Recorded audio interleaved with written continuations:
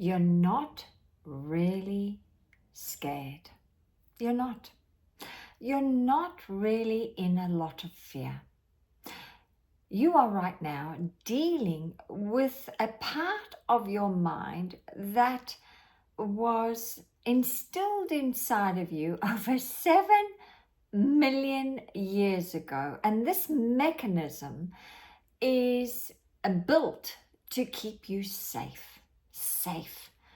But it often scares you to keep you safe. Yet there are only actually 2 fears that we have been built into us. And this is the fear of falling and the fear of loud noises.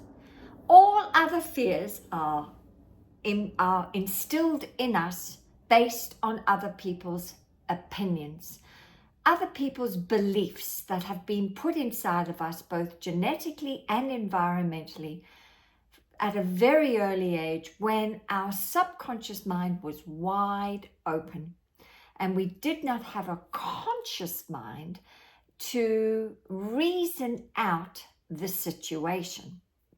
So I am going to talk about fear today and what it really is, because I was on a call with my clients this morning and we were talking about fear, and I was giving them an understanding of what happens inside the conscious and subconscious mind when you are in fear, that uncomfortable feeling you have within your body. But when you have an understanding, you take the power away. You take the power away from the situation, and you then control your mind and are able to make peace and act in a more empowered way when something disturbs you. Tanya Pluckrose here. Welcome back to my channel. If you're new to my channel, I'm all about helping you master your mind so you can master your life. And let's think about it. We all want to have a beautiful quality of life, but we are not in the habit of having this because our mind is the great trickster and it's always trying to sabotage our success. So I am going to talk about fear in my video today to support you to, of course, master your mind. Because remember, your mind is not a person. Your mind is part of you, like your hand, like your thumb, and like your eyes. It's part of you, but it's not actually a person. But we give it so much authority. We make it like it's God. It's a higher power. It's the truth, but it isn't. Most of the time, the mind is telling you stories, often stories that scare the living daylights out of you to keep you safe, but you feel stuck and small. Okay, so let me go through with my teaching today. And I'm going to introduce you once again to the stick person. The stick person is really an image of the mind. Now, I find that most people don't have a picture of their mind. They think the mind is the brain, but it isn't. The mind is in every cell of the body. But in order for you to live in an orderly state, and order is heaven's first law, you need to have a picture of the mind. So this is the picture of the mind. This is the large circle that has a horizontal line in it and a small circle. And the large circle, just to help you conceptualize what I'm about to say, contains the conscious mind, the subconscious mind. These antennas are your 5 senses, and this is your body. Now, the body is the instrument of the mind. The body does exactly what the mind tells it to do. So if you're not thinking great thoughts, you tend to feel lousy. And when you feel lousy, you don't want to move. So anytime you're in a low vibration, because feeling is the awareness of the vibration you are in, get moving, and I promise you that you will feel better. Okay, so let's go back to fear. So let's look at really the understanding behind fear. So you have something activate you, right? Right now, there's a lot of shenanigans happening in the world right now. A lot happening, not only in America, but also in Iran. There's a lot of shenanigans. And so a lot of people are activated by a circumstance outside of them. And so their five senses pick it up. And their five senses are neutral. They're just a modality that the mind uses to get the information inside the conscious mind. But the five senses are just neutral, okay? But we tend to believe our five senses like it's the truth. But they are just a form of transportation to get information that you have received on the outside inside the conscious mind. So you pick up some unfortunate news, and of course it's picked up by either what you see, hear, smell, taste, or touch. Okay, you pick it up, it gets into the conscious mind. Now the conscious mind is where the thinking is done, and where your perception is, where your memory, your intuition, and your imagination is all stored inside your conscious mind.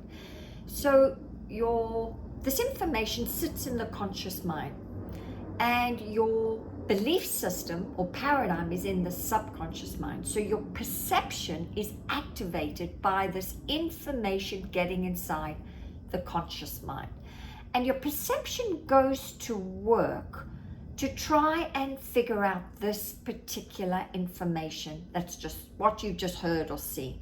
And it will often tap into the subconscious mind to see if there's been a similar occurrence before. Okay, so it's tapping into your belief system to see what it believes about it. But remember, your belief system, most of it is mental junk. And so your perception may cause you to think in a certain way, and it may not be the truth. So your paradigm or belief system is activated by your thinking mind and your perception. And of course the memory's in the conscious mind, so it's searching for, where have I heard this before? Where have I seen this? And it's searching, and it's activating the belief system. And of course, the belief system then sends information back to the conscious mind about this occurrence. And lo and behold, all hell breaks loose.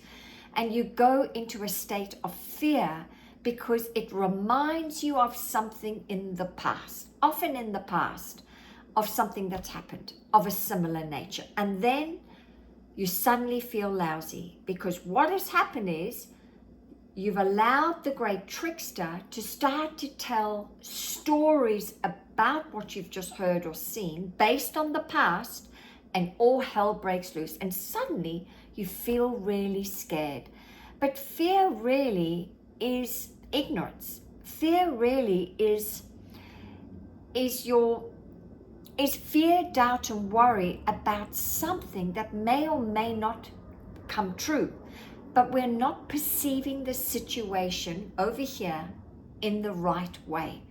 We're using our perception in a negative way based on our past experiences, including our current belief system.